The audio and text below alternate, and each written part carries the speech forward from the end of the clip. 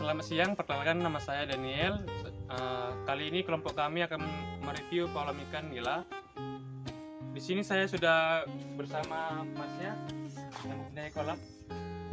Selamat pagi mas, perkenalkan nama saya Daniel. Di sini juga saya akan mereview kolam masnya.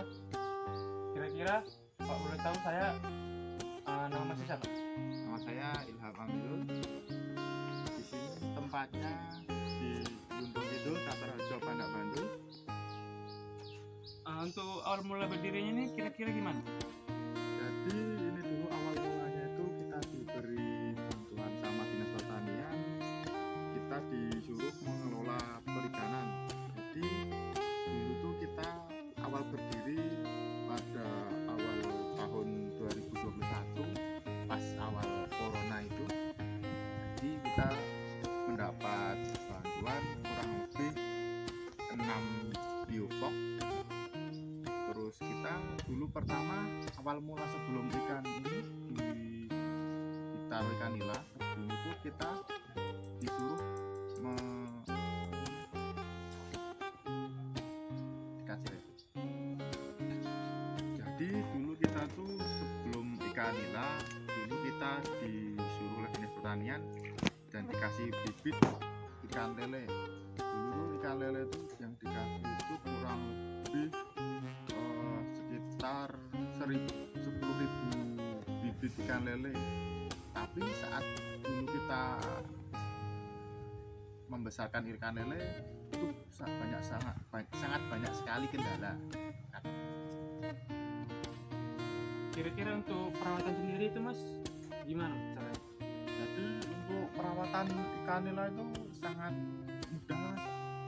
Jadi yang penting kita tidak boleh telat penggantian air, terus pemberian makannya tidak telat, terus pemberian makannya tidak terlalu over. Jadi untuk pemberian makannya untuk takaran ikan yang masih kecil-kecil segini mungkin 1 bulan tuh cuma menghabiskan setengah kilo aja. Untuk perharinya kita memberi makan 2 kali dalam sehari. Terus setiap pemberian makannya cuma kurang lebih kalau ikan segini paling cuma 2 genggam tangan aja mas. Terus kalau untuk ukuran ikan yang seperti yang situ itu yang udah agak besar-besar itu mungkin per harinya itu bisa menghabiskan kurang lebih 1/4 kilo kalau udah lumayan besar. Untuk pakan sendiri tuh kira-kira sebulan habis berapa? Kalau untuk makan relatif murah sih mas. Untuk per bulannya itu untuk 6 kolam ini kita cuma mengeluarkan kurang lebih 2 kilo aja mas kalau untuk sekarang mas.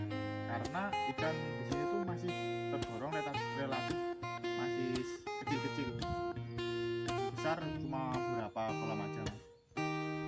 Dan kita kan memberi makan nggak cuma pakai beras aja mas. Jadi ikan nila itu nanti kita bisa kasih makan pakai kangkung ini, terus pakai daun talas, daun pepaya. Jadi ikan nila itu mas ramah lingkungan lah mas.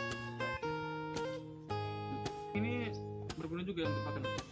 Iya mas, ini kan sebagai seumpama ini kan kangkung ini sebagai camilan mas. Jadi seumpama kita telah memberi makan atau ikan itu masih lapar, itu pakai kangkung ini mas. Ini saya juga ada daun talas juga mas. Ini juga punya buat memberi makan ikan nila-nila itu mas. Terus kalau ikan nila itu kalau diberi hijau-hijauan terus airnya udah mulai hijau itu ikan nila itu perkembangannya lebih cepat mas, lebih besarnya lebih cepat mas. Gitu. Kira-kira cara penjualan itu gimana? Kalau untuk penjualan ikan nila itu sangat relatif mudah mas. Biasanya nanti tuh ukuran segini tuh biasanya udah ada yang beli juga ada, terus yang konsumsi juga ada mas. Kalau ukuran masih segini tuh masih murah mas. Kalau segini tuh biasanya kita menggunakan pakai cepu mas. Jadi 1 cepu itu harganya 10.000. Cepu itu kira-kira Cepu itu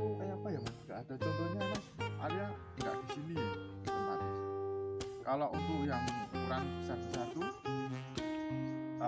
kalau harga sekarang per kilonya itu udah 30.000 mas. Sekarang udah naik mas. Jadi kalau ikan nila itu sangat sangat rekomen. Soalnya ikan nila itu belum sampai ikannya udah besar. Kalau seumpama kita telat memberi makan, ikan nila itu pasti akan beranak mas. Jadi lebih gimana ya? Lebih gini. Jadi perawatan ikan nila itu lebih mudah mas. Jadi sebelum panen kita udah bisa memanen anak-anakannya dulu mas. Jadi kita bisa memanen beberapa kali.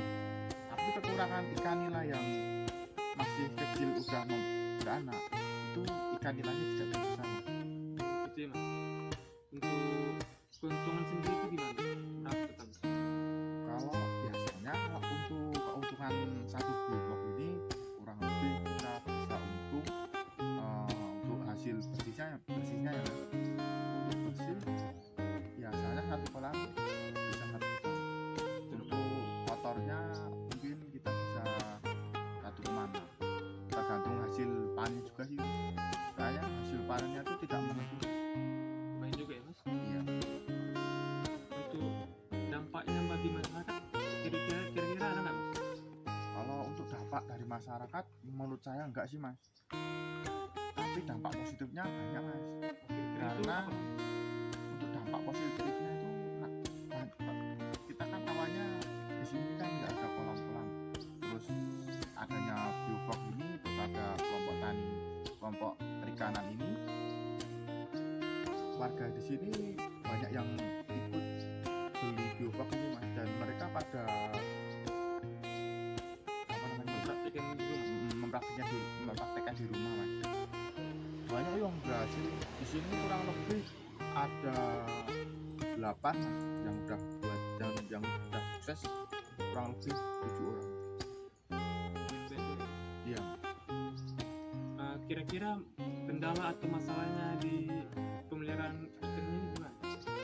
Kalau untuk kendala cuma saat musim hujan mas. Jadi kalau ikan nila itu kalau ada hujan itu terkadang ikan nila itu stres mas. Terus ada air hujan itu kan banyak ikan nila yang jamuran, terus telat penanganan banyak yang mati mas. Tapi kalau sekarang udah ada penanggulangannya sih mas. Kita menggunakan E4 mas. Jadi air itu udah netral mas. Selain itu mas, untuk cara pemecahan masalahnya tadi itu mas, kira-kira apa? Selain kita menggunakan E4, jadi setelah ada hujan, habis hujan kita harus mengganti air mas. Jadi penggantian airnya itu teratur mas, tidak boleh terlambat. Dan untuk keberlanjutan bisnis ini kira-kira ke depannya gimana? Kalau menurut saya bisnis ikan ini sangat cerah mas, karena ikan nila itu permintaan penjualannya itu sangat banyak sekali mas. Kita penjualannya itu bisa dari pengepul juga banyak yang minta, terus ada restoran juga banyak yang minta mas. Jadi kalau menurut saya bisnis perikanan ini sangat baik mas. Berarti lumayan menguntungkan juga ya? Iya mas, sangat menguntungkan mas. Jadi untuk air juga bisa dimanfaatkan, terus kotoran ikan nila juga bisa dimanfaatkan. Untuk air sisa ikan nila kan nanti bisa kita gunakan buat penyiraman di toga mas. Kan di sini kan juga ada toga mas. Jadi sembari kita melakukan pembibitan ikan dan pembesaran ikan, kita juga budidaya toga mas. Ya, jadi air itu tidak terbuang sia-sia mas. Kalau seperti itu ada lagi ya? Kira-kira cukup segini aja mas. Ya, mas. Dari saya terima kasih mas. Untuk selanjutnya ada apa lagi mas yang mau ditanyakan? Untuk Selanjutnya ada pertanyaan lagi mas, atau mau lihat kolam? boleh mas, saya mau lihat kalau juga mas. Silakan. Untuk ini kira-kira apa ini mas? Ini adalah sistem pembuangan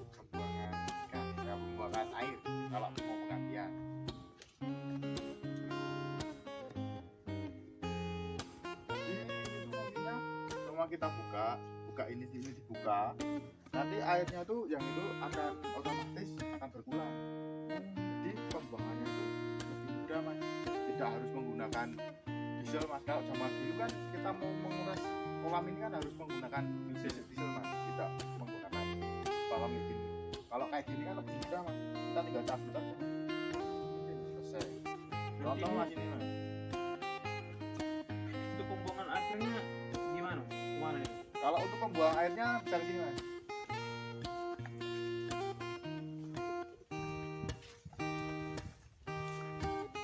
Mana air mas. Jadi ini tuh dari peralon itu tadi nanti masuk lewat sini mas. Keluarnya di sini.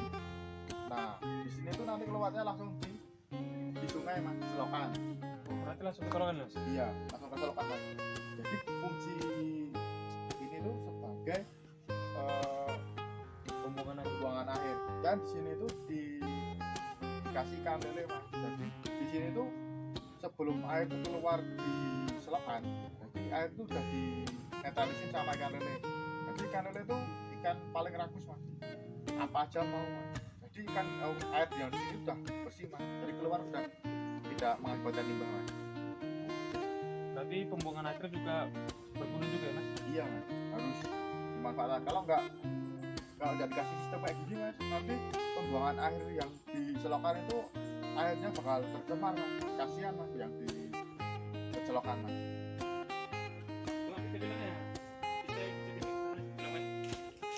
Saya mau melihat toganya bisa mas? Bisa, ayo mas. Oke kan.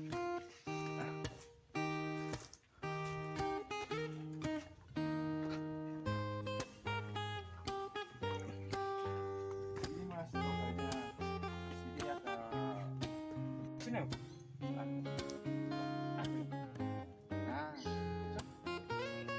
ini kita udah di toga mas. Jadi di sini ada tanaman berbagai tanaman toga. Di sini ada tanaman jahe merah, terus ada suli juga ada, terus ada pepaya juga ada, terus tanaman laos juga ada, tanaman cabai juga ada mas.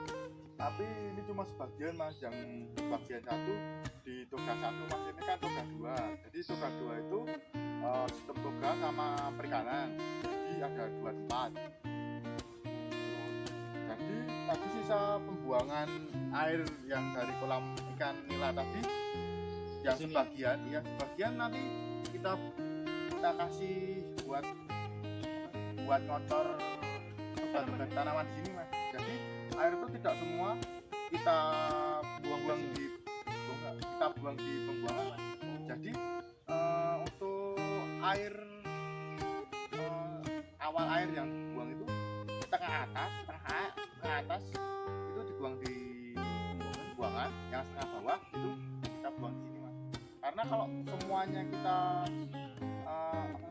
kita buang di pembuangan air tadi, nanti akibatnya air itu bakal tercemar mas.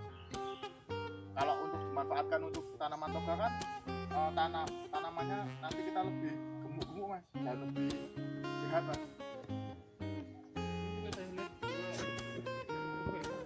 Ya mas, tapi ini udah habis panen mas. Kalau katanya 1 bulan yang lalu mungkin di sini banyak banget mas tanamannya mas, dan masih rumput kalau di sini namanya.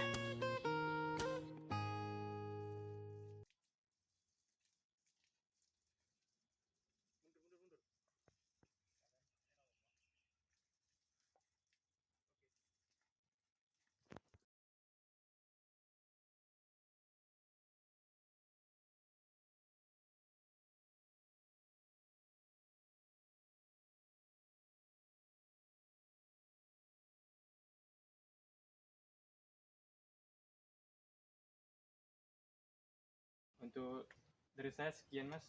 Terima kasih mas. Iya, sama-sama mas. Besok Terus. main lagi ya mas. Iya mas, iya mas. Tokat.